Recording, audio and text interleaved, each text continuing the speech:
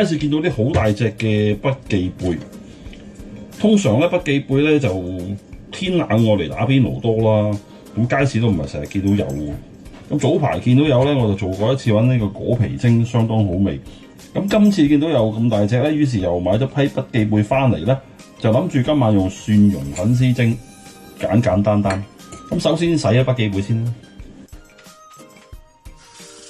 喺水喉下邊咧沖洗啲筆記貝，最重要咧係將最厚肉呢個位咧反起佢，因為咧好容易藏啲沙噶，要沖乾淨佢。筆記貝嘅裙邊咧有啲黑色嘅，即係一條咁黑色嘅黐住嘅，咁好簡單咁將佢搣走佢就得噶啦。多過一條裙邊噶，咁啊慢慢搣走晒佢啦。搣完之後亦都係揾水沖啦。沖咗2-3轉乾淨之後咧，就揾啲 kitchen paper 抹乾佢。嗱，最重要亦都係呢度啦，最厚肉嘅地方反起佢抹乾佢。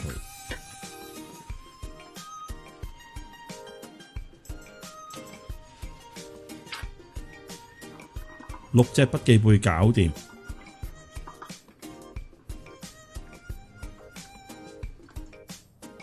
預備啲蒜蓉醬啦。咁我就喜歡落粒乾葱嘅，將粒乾葱開邊，搣走啲衣佢，個頂要少少切咗佢唔要，跟住切碎佢，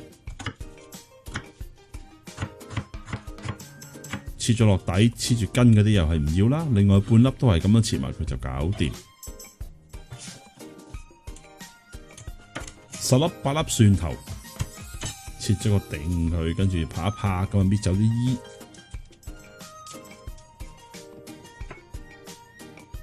你有心機就慢慢剁啦，如果唔係就用呢啲架撐就快脆啲，可以整啲蒜蓉出嚟咯。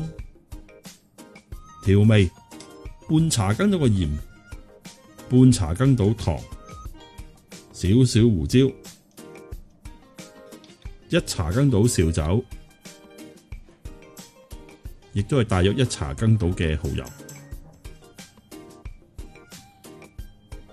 ，2-3茶羹到嘅煮食油。撈勻佢，呢個就係我嘅蒜蓉醬，我嚟蒸啲筆記貝啦。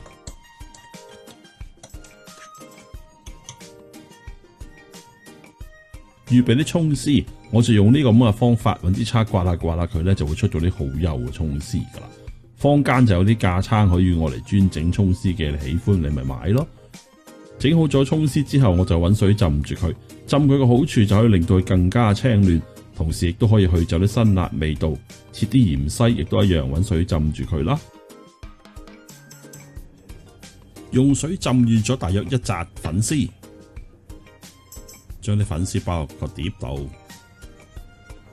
方便食起見呢，我係中意用鉸剪再將啲粉絲剪一剪佢。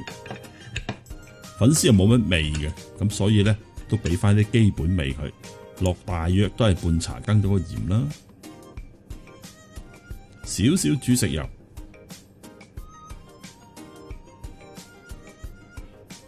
撈勻佢，跟住咧將啲筆記貝一隻一隻咁啊排喺啲粉絲面，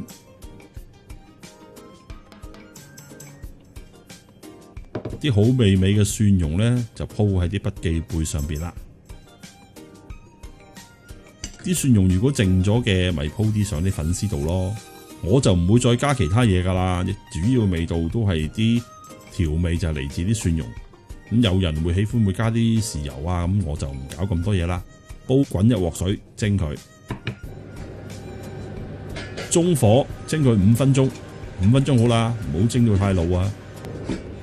搞掂。先前準備咗啲葱同芫茜鋪上面。